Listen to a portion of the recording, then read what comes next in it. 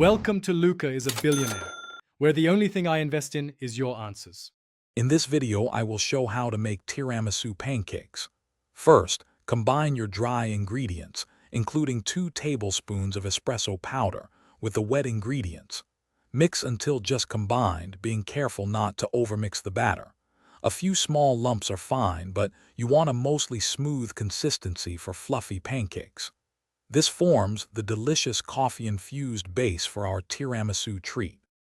Next, let's prepare the luscious mascarpone cream that elevates these pancakes.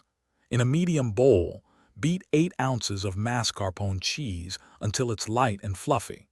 Slowly incorporate 1/4 cup of powdered sugar and 1/2 teaspoon of vanilla extract. Continue whipping until the mixture is smooth and holds soft peaks. This creamy topping is essential for that authentic tiramisu taste. Now for the fun part. Assembling your tiramisu pancakes. Cook your espresso-infused batter on a griddle over medium heat until golden brown, about 2 to 3 minutes per side. Stack 2 or 3 warm pancakes on each plate. Spoon a generous dollop of the mascarpone cream over the top. Finish with a light dusting of cocoa powder for that classic tiramisu look and flavor.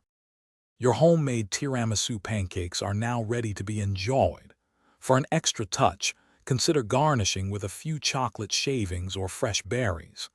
These pancakes are best served warm, allowing the flavors to meld beautifully. They make a perfect indulgent breakfast or a delightful dessert.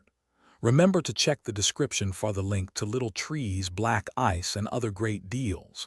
Enjoy every delicious bite. Thanks for watching and please subscribe. It's the best investment you'll ever make.